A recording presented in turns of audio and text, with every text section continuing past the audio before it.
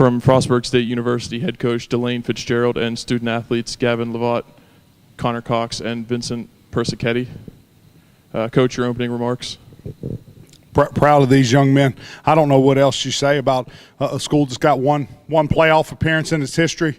The last time Frostburg made the playoffs, these young men weren't alive, and their stick-to-itiveness and our ability to just rebound and rebound and rebound. Washington Jefferson's a good football team, probably as well a coached football team as we've seen this year. Mike Sirianni, great football coach, but I'm not telling anybody at Washington Jefferson or in Washington, Pennsylvania anything new, or in the PSAC. He can coach. Very, very well-coached team. They made plays today, and we just continue to come back and rebound and make plays.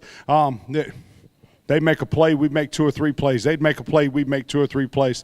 I don't know where to go with any of this other than to say couldn't be proud of the young men that we coach. Coach, you had 3 turnovers, they had 3 turnovers, but you got 17 points out of it. They got 3. Did you think maybe that was the key to this game? Yeah, now that you tell me that, it is. If you'd asked me the question, how many turnovers they had versus us, I'd have said, well, our quarterback screwed up and threw 2 interceptions that he shouldn't have, but I thought they had thrown 5 or 6 interceptions. Just seemed like they threw a lot. Or maybe Vinny returning them for all those yards made it seem like a lot more than it was. I didn't know it was 3-3. Yeah, points off turnovers would have had to have been the difference, sir. Was there any specific turnover that you think kind of swayed the game? Swept the momentum to your side? Yeah, they're going in to score in the third quarter, and our defensive coordinator makes a great coverage call. What was the coverage call, Vinny? He calls Knights for the first time all game, and they weren't expecting Vinny to be in the flat, and the quarterback lobbed the ball out in the flat when they're in scoring territory, and Vinny intercepts it and goes down the sideline for 40 or 50 yards with it. That turnover in the third quarter, because if they score right there, they're going to tie the football game up. Have you traditionally played better on the road? You've beaten 2 undefeated teams on the road in the playoffs now. You get a third next week. We get a third next week. We were hoping Case Western would do their job and at least give us an opportunity at a home game. Now, what's better than this? You win 2 football games, you're the best team in school history, and you get to tee it up against the best Division III football program in the history of football. They won 16 national titles, 19 national titles, more than a guy from Nelson County, Virginia can count. I'm going to answer your question this way. We've only lost to Wesley the last 2 seasons. We're cognizant of that. We've lost to them once on the road, once at home. I don't think there's any difference. That's a question you can ask the players. The older you get, the less you want to sleep away from home. So I don't like the bus rides and I don't like the hotels. I think our 18 to 22-year-olds think this entire thing's exciting. I think it's exciting for them. Going home last week from Wittenberg, our players started saying we're going to take the college tour. We're going to visit 5 colleges in 5 weekends. So it's a great attitude to have. To answer your question, I don't think we're any different on the road than we are at home. Can you talk a little bit about Connor's ability to get out of trouble and make a play? Yeah, Connor's somewhere between Baker Mayfield and Johnny Manziel on the field, and then we spend 80 hours a week keeping him from acting like Baker and Johnny off the field. It is his game. Here's what I will tell you about Connor, and our hats off to him. He's one of the pillows that changed our football program and put us in this position. But here's what he does. If they contain him, he can stand in the pocket and throw for 300 yards. If they don't contain him, he can rush for 100 yards and still throw for 150, 175. And if they fail to contain him, he can rush for 30 or 40 yards in a game and then throw for 2 or 250, which I think is about what he threw for today. I haven't looked at the stats yet. Here's the best thing to say about Connor, and I'll quit talking. Connor can do all 3, and he can make all the throws on a football field. Hats off to him. I asked you this last week. Jamal ran for 100 a week ago. I asked you this last week. Jamal ran for over 100 against Wittenberg. Gavin comes out today and runs for 100. Is that a product of the system, or is it, again, what they were giving you on the field? It's a product of their God-given athletic ability, more so than the system. Our coaches are good, our offensive coaches. Angelo LeVar and John Candalis do a great job with the blocking up front. Ty Hyatt, our offensive coordinator, the beauty of Ty is he was an All-American wide receiver for me over 10 years ago, 11, 12 years ago, and he's turned into one of the best run game guys you'll ever see. Wide receivers don't like to throw the football, don't like to run the football, and he does a great job of running the football. Here's what I'll say about Gavin.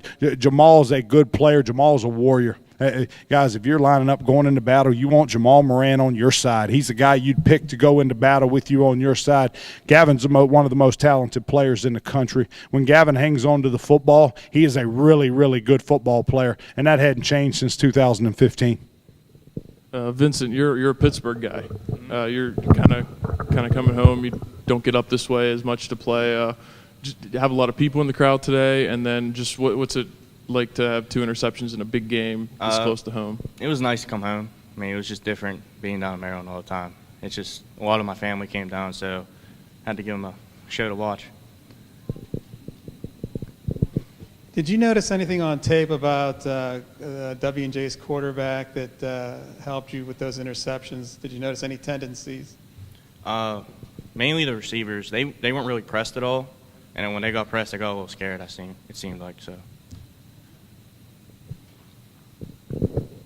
Gavin, you had a couple big runs. We're just going to keep bouncing the microphone as far as we can, so Connor, get ready so it can come back.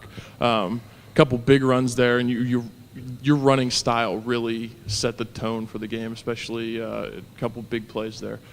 Is that just how you knew you needed to run today? You just put your head down and go? Coach Fitz came to me early on the first quarter and just said, run angry, and that's what I did.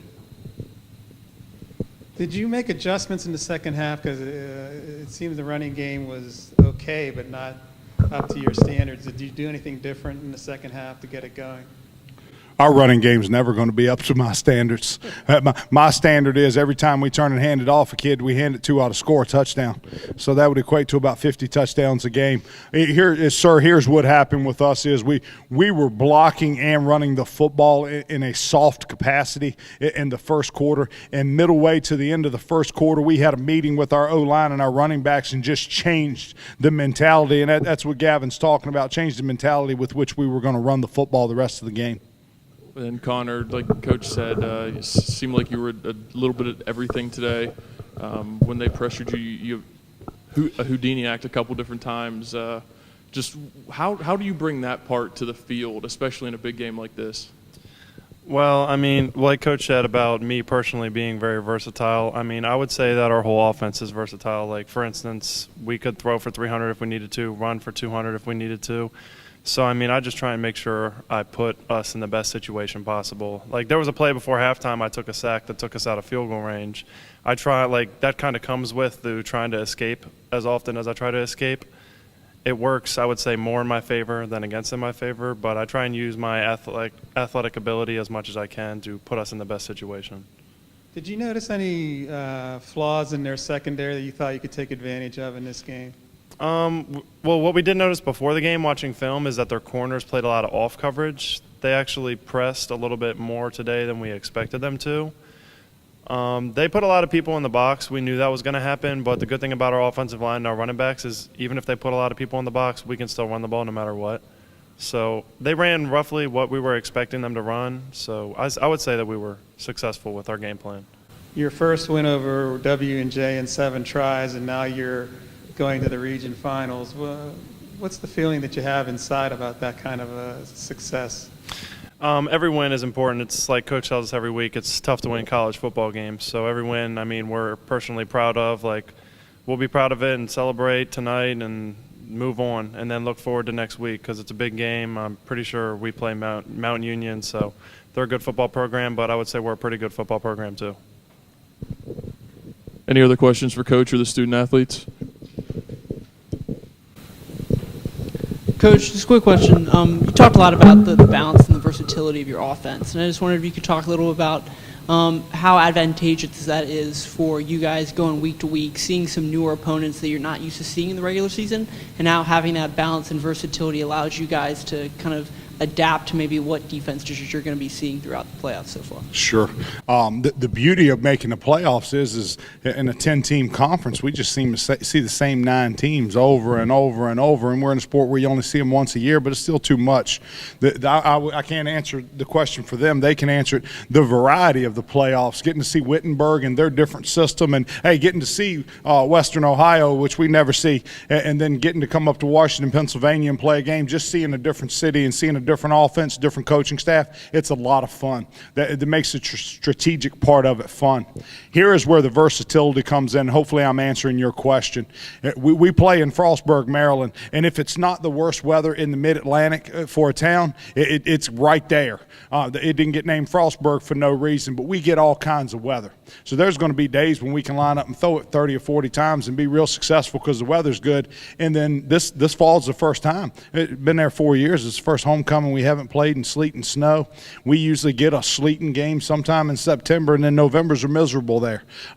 We have to be versatile in our offense and in our defense to be able to adjust at whatever, not only what our opponents are throwing at us, but what the weather's going to throw at us too. The versatility comes from this, and to answer your question, and it started a long, long time ago. If you can run the ball well, and you can throw the ball well, then you can play action pass, and you can keep defenses on their heels, and you can keep them backpedaling. And defenses that are playing from their heels and guessing at what you're doing are not very good. And take nothing away from Washington and Jefferson, but we knew before we got here, and I haven't looked at the stats again, we knew before we got here they were going to throw it 60-some times.